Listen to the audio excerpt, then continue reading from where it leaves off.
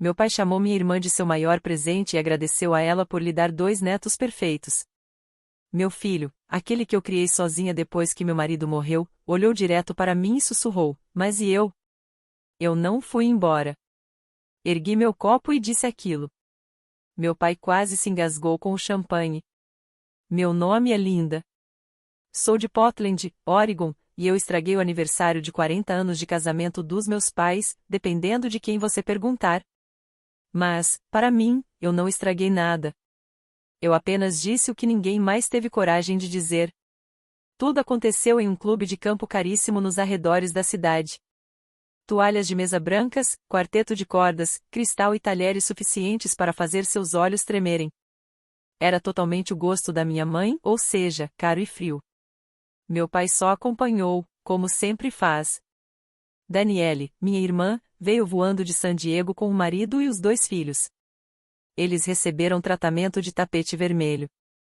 Minha mãe os encontrou na porta como um comitê de recepção de celebridades. Teve lágrimas, abraços. Alguém lhes entregou bebidas antes mesmo de se sentarem. Eu cheguei com meu filho, Brian. 15 anos. Quieto, afiado como uma lâmina. Nenhuma saudação, nenhuma festa. Meu pai mal levantou os olhos do prato de camarões. Eu não esperava nada diferente. Sempre foi assim. Daniele nunca podia errar desde que éramos crianças. Notas máximas, rainha do baile, casou cedo, 2 filhos em escola particular.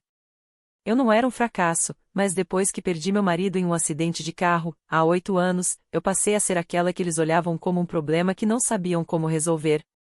Mesmo assim, eu fui.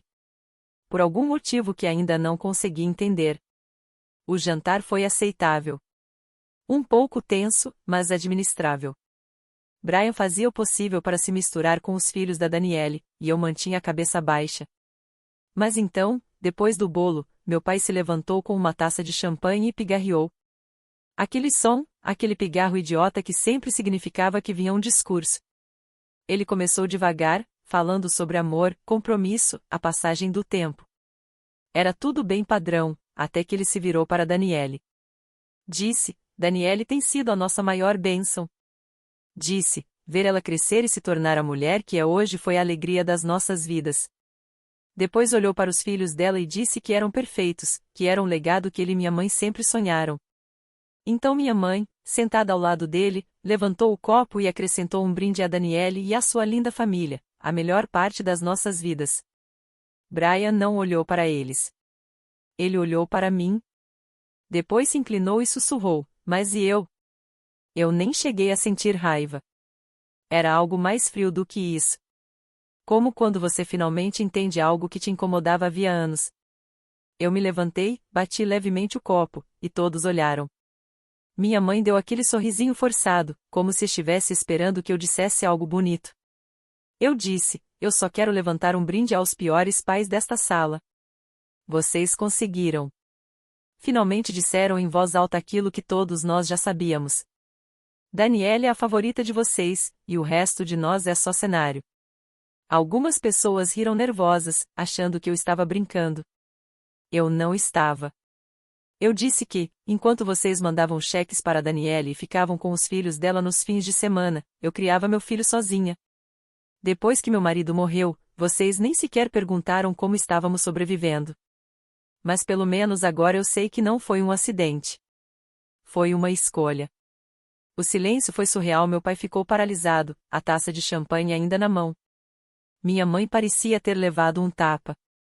Os parentes me encaravam como se eu tivesse jogado o bolo no chão. Então começaram os comentários. Isso não é algo que se diz aos próprios pais. Eles fizeram o melhor que puderam. Você devia ser grata. Eles sempre te amaram do jeito deles. Era como se uma parede estivesse se fechando. Todo mundo ficou do lado deles, exceto a Daniele. Ela não os defendeu. Não se meteu. Apenas ficou sentada, me encarando como se tivesse visto um fantasma. Então minha mãe mandou eu ir embora, e eu fui. Disse ao Brian para pegar o casaco. Saímos sem dizer uma palavra. No caminho para casa, ele não fez perguntas. Não precisava. Ele já sabia a resposta. Na manhã seguinte, me peguei encarando a janela da cozinha, segurando uma caneca da qual eu não tinha dado um gole havia mais de uma hora. Brian ainda dormia, encolhido debaixo da manta no sofá. Nenhum de nós tinha chegado à própria cama naquela noite. A gente simplesmente parou de se mover. Eu não esperava que ninguém ligasse, e ninguém ligou. Nem para checar se tínhamos chegado em casa. Nem por um mínimo de decência. Por volta das 10 da manhã, alguém bateu à porta. Eu abri, e lá estava ela. Danielle, ainda usando o mesmo casaco da noite anterior, o cabelo preso como quem não dormiu nada. Ela não esperou convite. Apenas entrou e olhou em volta, como se esperasse que o lugar estivesse pior do que estava. Não disse nada no começo, só se sentou à mesa e apoiou as duas mãos nela, como se estivesse se preparando para algo. Por fim, disse que eles tinham sido horríveis na noite anterior. Eu nem vou tentar defendê-los. Não sei o que há de errado com eles, mas eu vi o rosto do Brian, linda, e vi o seu. Ela parou ali. Não precisou terminar. Depois me contou que também não tinha dormido. Que, quando voltaram para o hotel, nossos pais agiram como se nada tivesse acontecido, como se eu tivesse sido a única a ter um surto em público, como se eu os tivesse envergonhado sem motivo. Eles ainda riram, comentando o quanto eu tinha sido dramática. Ela disse que perdeu a paciência, que disse a eles que eram delirantes se achavam que tinham sido bons pais, que estava cansada de ser a filha adorada se isso significasse que eles poderiam tratar a mim e ao Brian como se fossemos menos do que pessoas de verdade. Eu não chorei, mas senti algo apertar no peito. Nunca esperei que ela ficasse do meu lado. Nunca em 1 milhão de anos.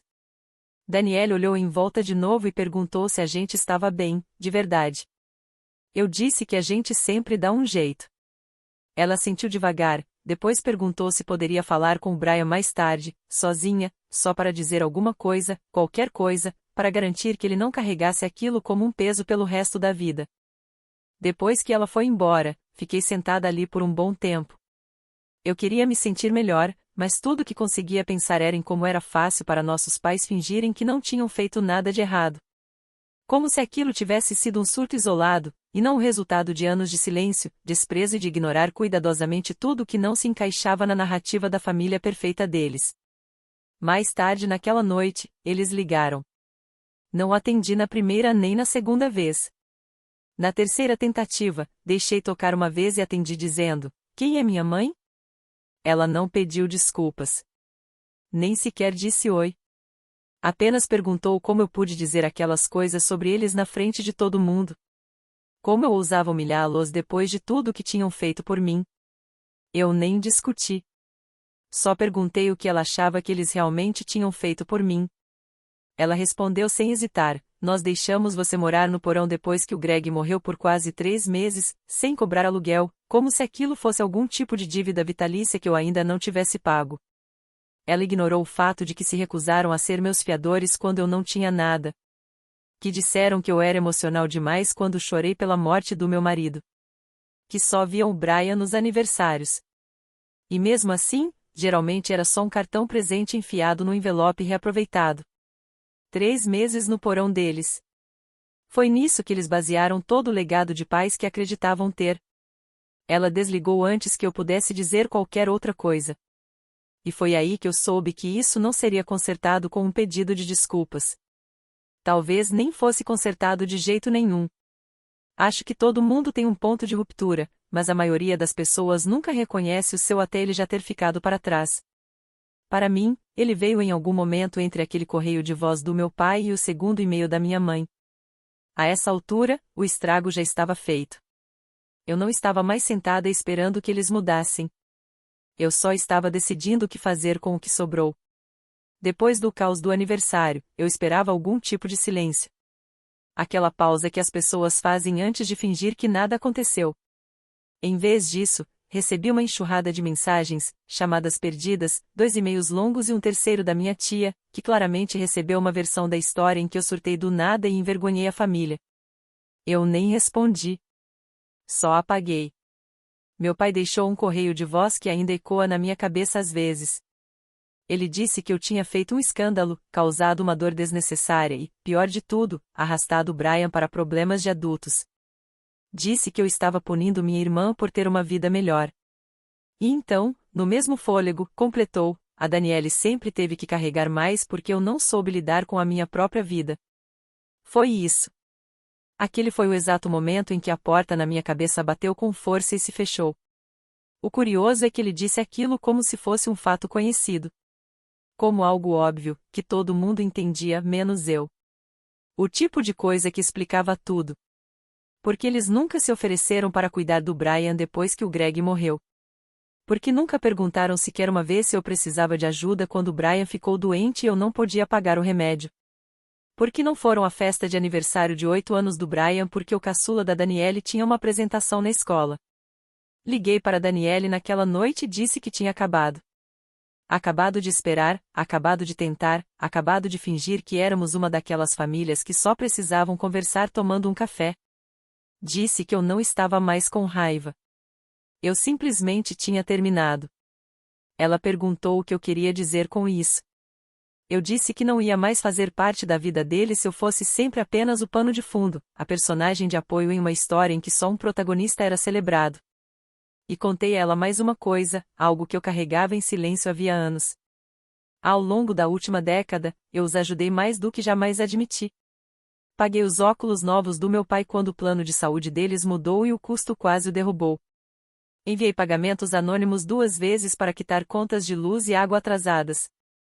Comprei as compras do mercado deles em um inverno em que estavam apertados depois das festas de fim de ano. Eles nunca pediram, não diretamente. Apenas davam indiretas, deixavam escapar comentários, esperavam que eu me oferecesse e eu sempre me oferecia. Como algum instinto distorcido. Nunca contei isso ao Brian. Eu não queria que ele crescesse achando que você deve dar aos outros quando eles te fazem sentir invisível. Então eu disse a Danielle que tinha acabado. Eu não iria mais ajudá-los. Nem financeiramente, nem emocionalmente, nem como bode expiatório da família. Eu não seria mais a responsável limpando a bagunça à sombra da filha dourada. Danielle não discutiu comigo. Apenas disse: talvez seja a hora de eles sentirem como é ficar por conta própria. Na manhã seguinte, os e-mails começaram. O primeiro foi da minha mãe.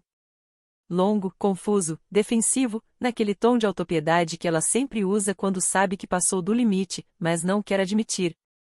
Ela disse que estava devastada com a forma como eu falei com eles, que eu tinha sido cruel, que tinha distorcido a verdade e os envergonhado diante de todos que conheciam. Ela listou todas as coisas que supostamente tinham feito por mim, que me deram um teto, uma criação decente, que me deixaram morar no porão depois que o Greg morreu, sem cobrar aluguel, por 3 meses. Ela escreveu essa parte como se esperasse que fosse sublinhada e destacada, como se aqueles 90 dias devessem apagar os anos de silêncio que vieram depois. Fiquei sentada encarando a tela. Depois rolei para cima e reli aquela frase mais uma vez. Eles sempre agiram como se aqueles 3 meses tivessem sido um presente enorme. O que nunca mencionaram foi que, depois desses 3 meses, me deram 30 dias para sair. Disseram que eu precisava me virar sozinha. O Brian tinha 6 anos. Eu estava em terapia de luto. Tinha 2 empregos de meio período e nenhuma rede de apoio para cuidar dele. Essa parte nunca entrou na versão deles da história. E, no final do e-mail, ela escreveu: você é nossa filha, goste você ou não. Isso não muda só porque você está com raiva. Eu não respondi. Eu não estava com raiva. Eu estava lúcida. Pela primeira vez na minha vida, vi tudo pelo que realmente era. E não ia voltar atrás. Eu não falava com meus pais havia mais de uma semana. Eu e a Danielle trocamos algumas mensagens, na maioria checagens rápidas. O Brian também tinha ficado mais quieto, mas de um jeito diferente. Ele não estava retraído, só observando. Observando a mim. Observando como eu lidava com tudo aquilo. Acho que ele estava esperando para ver se eu ia recuar, se ia perdoá-los de novo, como eu sempre fazia. Então, no meio da semana, a Danielle apareceu de novo na minha porta. Ela não bateu como da outra vez. Apenas entrou e chamou meu nome. Quando cheguei à cozinha, ela estava sentada à mesa. Sem casaco, só uma pasta grossa à sua frente e uma expressão estranha no rosto. Ela deslizou a pasta em minha direção. Dentro havia uma cópia impressa do testamento dos nossos pais. Fiquei encarando por um segundo, tentando entender por que ela tinha aquilo, porque estava me mostrando. Ela disse que tinha pedido para ver. Que teve uma sensação ruim depois de tudo o que aconteceu no aniversário. Nunca imaginou que eles colocariam o favoritismo por escrito, mas colocaram. Folheei o documento devagar. A casa, as economias, o carro, o seguro de vida, tudo ia para Daniele. Não a maior parte, tudo. Eu era mencionada uma única vez. Um pequeno presente em dinheiro. Sem valor especificado. Nenhuma menção ao Brian. Nenhuma herança de família. Nenhuma linha sobre dividir objetos sentimentais. Nada. Daniele disse que os confrontou por causa disso. Não adoçou nada. Disse à nossa mãe que estava chocada e enojada. Perguntou por que eu tinha sido deixada de fora de forma tão escancarada. Minha mãe não hesitou. Disse, a Linda não é estável. Ela não saberia o que fazer com isso. Sempre precisou de ajuda. A Daniele sempre foi aquela em quem podíamos confiar responsabilidades de verdade. Essa foi a palavra que ficou. Estável. Não ferida. Não enlutada. Não tentando sobreviver como mãe solo viúva. Instável. Como se eu fosse um prato quebrado que eles não sabiam onde guardar. Daniele me contou que perdeu a cabeça, que fez as malas e saiu do hotel deles naquela mesma noite, se mudando para um aluguel temporário do outro lado da cidade só para se afastar. Disse que foi a primeira vez que percebeu o quão profundo aquilo realmente era, que eu não estava sendo dramática nem sensível demais. Eu tinha sido apagada. Então ela tirou mais uma coisa da bolsa. Algo pequeno, dobrado 2 vezes, escrito à mão. Disse que eles tinham dado aquilo a ela para me entregar. Disseram que era uma oferta de paz e que, se eu aceitasse, talvez as coisas pudessem voltar ao normal. Talvez a família pudesse seguir em frente. Eu nem cheguei a abrir. Rasguei ao meio e joguei no lixo. A Daniele não me impediu. Apenas disse baixinho, ainda bem. Ficamos sentadas em silêncio por um tempo depois disso. Eu dava para perceber que ela queria dizer mais alguma coisa, mas não sabia como. Então ela me contou mais uma coisa, algo que eu não esperava. Disse que estava revisando o testamento com um advogado, sem eles. Eu a olhei, confusa. Ela explicou, estou garantindo que seja dividido igualmente, não importa o que eles queiram. E se mudarem de novo pelas minhas costas, eu abro mão da minha parte. Não vou deixar que eles me usem para te punir mais. Eu não sabia o que dizer. Sempre achei que ela se beneficiava do favoritismo. Mas descobri que ela odiava aquilo tanto quanto eu. Só não tinha ideia do tamanho do estrago até ver tudo escrito, preto no branco. Mais tarde naquela noite, meu pai ligou de um número que eu não reconhecia. Atendi sem pensar e me arrependi na hora. Ele não gritou dessa vez. Soava cauteloso, como alguém que sabe que está pisando em terreno instável. Disse que soube que a Daniele tinha me visitado, que ela estava muito abalada e dizendo coisas que não pareciam com ela. Eu não disse nada. Ele continuou. Disse que nunca tiveram a intenção de me machucar. Que apenas presumiram que eu estava ocupada, independente, vivendo minha própria vida. Que a Daniele sempre pareceu mais próxima, mais disponível, mais previsível. Então disse, a gente não soube como te ajudar depois que o Greg morreu. Você mudou, se afastou. Parecia que talvez você não quisesse mais a nossa presença. Esperei um segundo antes de responder. Disse a ele que o luto não vem com manual de instruções, e que, mesmo que viesse, não diria, ignore sua filha e seu neto de 6 anos por uma década. Depois falei algo que saiu antes mesmo de eu decidir se realmente queria dizer. Disse que eu não queria mais ter um relacionamento com eles. Não a versão que tínhamos. Não a versão em que eu era tolerada, não amada. Não aquela em que todo gesto vinha com condições. Não aquela em que eu precisava sangrar para ser vista. Ele não discutiu. Apenas disse, achamos que estávamos fazendo o melhor que podíamos. E eu respondi, esse é o problema. Vocês realmente acreditam nisso? Na manhã seguinte, conferi minha conta bancária por instinto, não por expectativa. Havia um depósito pendente, milhares de reais vindos deles. Recusei sem piscar. Foi a primeira manhã em que não me senti culpada por dizer não. Depois de recusar a transferência, pensei que talvez, só talvez, eles finalmente entendessem o silêncio pelo que ele era, um limite. Não uma ameaça, não um chilique, mas o fechamento definitivo e silencioso de uma porta. Mas não o entenderam. Se é que algo, o silêncio só os deixou mais desesperados. As mensagens vieram em ondas. Primeiro da minha mãe, e-mails longos e circulares, cheios de linguagem poética sobre família, tradição e perdão. Ela insistia em chamar tudo de mal-entendido, como se tivesse tropeçado nas palavras em público, e não apagado a mim e ao meu filho da vida dela por anos. Ela escreveu: famílias se desfazem quando as pessoas se apegam à dor, e você é melhor do que isso. Aquela frase me acertou como um tapa. Não porque doeu, mas porque era um resumo perfeito de como ela sempre me enxergou. Não como alguém machucada, mas como alguém exagerando. Os recados de voz foram piores. Meu pai soava cansado. Pediu para conversarmos, para resolver as coisas, mas ficou claro que ele ainda não entendia. Disse que talvez tivessem cometido erros, mas que as intenções nunca foram ruins. Então veio a parte que eles estavam segurando até agora. Eles precisavam de ajuda. Aparentemente, estavam atrasados com a hipoteca. Já tinham refinanciado a casa 2 vezes. Os cartões de crédito estavam estourados. As economias eram bem menores do que deixavam parecer. A aposentadoria não tinha saído como planejavam. As contas médicas da minha mãe estavam se acumulando.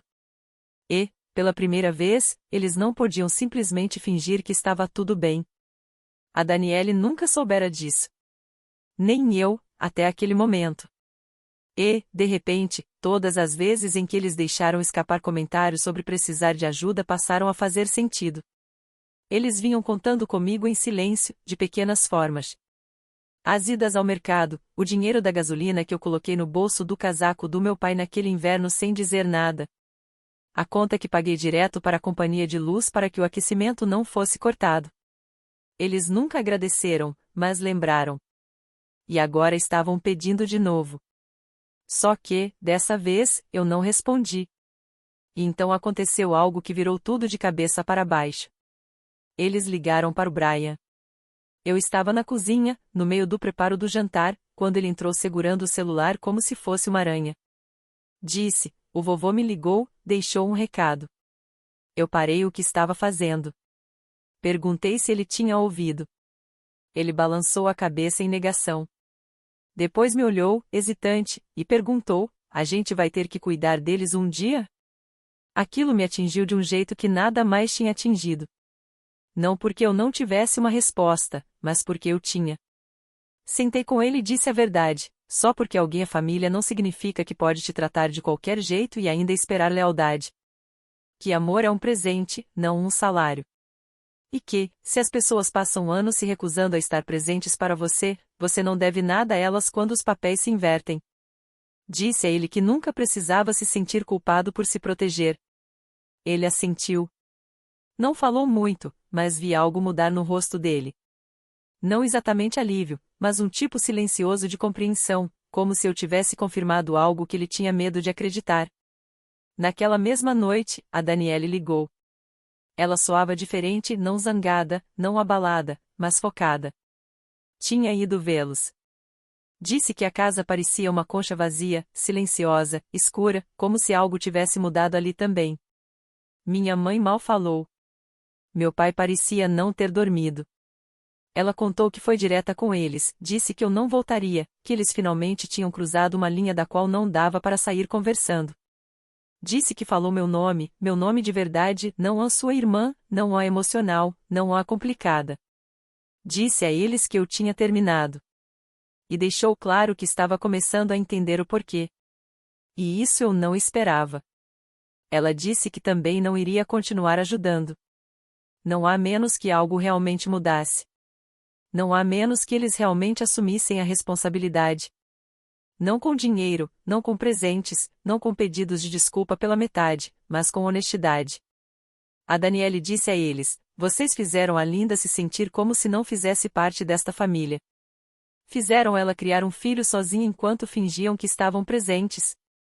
Se quiserem qualquer uma de nós na vida de vocês, não podem pular a verdade. Pelo que a Daniele contou, minha mãe chorou.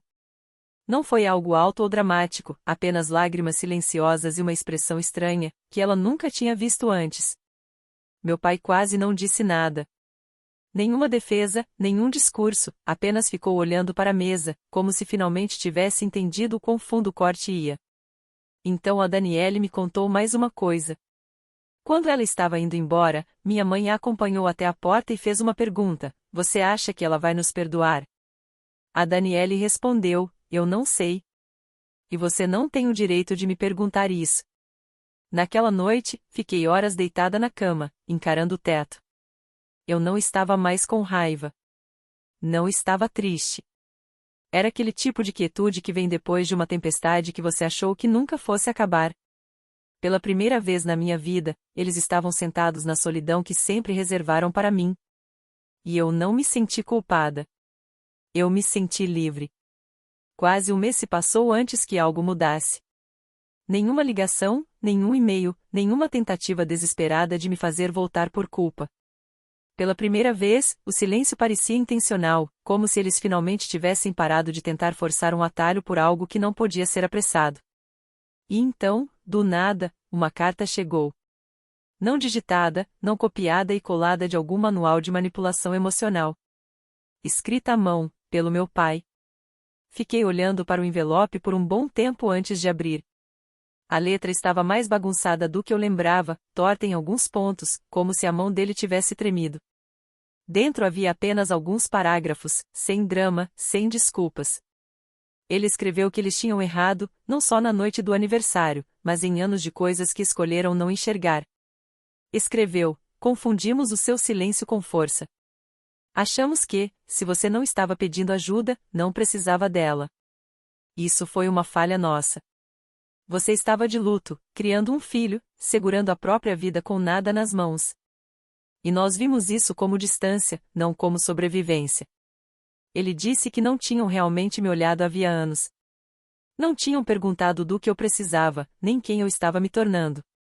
Apenas presumiram. E a pior parte, nem perceberam que estavam fazendo isso. Então, no final, em letras menores, ele disse que estavam organizando um jantar. Um de verdade, desta vez, só família. Sem espetáculo, sem discursos, sem champanhe. Ele escreveu: se você vier, não vamos pedir nada. Vamos apenas ouvir. Se você não vier, vamos entender. De qualquer forma, sentimos muito. Eu não respondi na hora. Reli a carta, deixei-a sobre o balcão, peguei de novo no dia seguinte. Havia algo diferente ali. Não havia pressão. Havia espaço. Um tipo raro de honestidade que eu não estava acostumada a receber deles. Naquela noite, mostrei a carta ao Brian. Ele leu em silêncio, depois perguntou: você acha que eles falam sério desta vez? Eu respondi: não sei, mas acho que estão tentando. Então ele disse: então, se a gente for, é por nós, né? Não por eles. Foi aí que eu tomei a decisão. A Daniele se ofereceu para sediar o encontro, um território neutro. Acho que ela sabia que, se fosse na casa dos nossos pais, tudo voltaria ao ritmo antigo, aquele em que eles mandavam e eu era apenas tolerada. A casa dela era diferente, mais acolhedora. Ela nos recebeu na porta como se fôssemos os homenageados daquela vez. Abraçou o Brian primeiro, depois a mim, e não comentou quanto tempo tinha passado. Lá dentro, a mesa já estava posta. Comida simples, nenhuma decoração. Meus pais já estavam sentados, parecendo 10 anos mais velhos do que eu lembrava. Não de um jeito dramático ou digno de pena, apenas cansados. Como se os papéis aos quais se agarravam tivessem sido arrancados, e o que restou fossem duas pessoas que já não sabiam muito bem o que dizer. O jantar foi tranquilo. Sem grandes temas, sem confrontos repentinos. Falamos das aulas do Brian, do caçula da Daniele que entrou para o teatro, do cachorro novo que ela adotou no mês passado e que já tinha roído 3 controles remotos. E então, sem aviso, meu pai levantou os olhos do prato e disse: Linda, a gente deveria ter dito isso anos atrás. Todo mundo parou. Ele me olhou de verdade e disse: Nós não fomos bons pais para você. Não estivemos presentes quando mais importava. Não vimos o peso que você carregou sozinha e não tentamos te entender. Apenas esperávamos que você ficasse bem para não termos que nos sentir desconfortáveis. Depois ele se virou para o Brian e acrescentou: Isso também não foi culpa sua. Você merecia avós, não estranhos. Minha mãe falou em seguida. A voz dela estava baixa. Ela não se defendeu. Não listou coisas que tinham feito. Apenas disse: Eu achei que estava demonstrando amor, mas se não pareceu amor para você, então não foi. Não foi um pedido de desculpas perfeito, mas foi verdadeiro. Eu não disse que os perdoava. Apenas assenti. Deixei aquilo pousar. Deixei existir no espaço entre nós. Depois da sobremesa, eu e a Daniele ficamos na cozinha enquanto os outros foram para a sala. Ela me entregou uma xícara de chá e perguntou: Você acha que isso é o começo de algo real? Eu respondi: Acho que é a primeira vez que eles realmente escutam. Isso já é alguma coisa. Ela me olhou por um longo segundo e disse: Você é a pessoa mais forte que eu conheço. Eu odeio que você tenha precisado ser. A gente não chorou. Não se abraçou. Apenas ficou ali. 2 irmãs que cresceram na mesma casa, mas viveram em 2 mundos diferentes. Agora, finalmente sentadas à mesma mesa. Não porque tudo estivesse resolvido, mas porque, pela primeira vez, havia honestidade.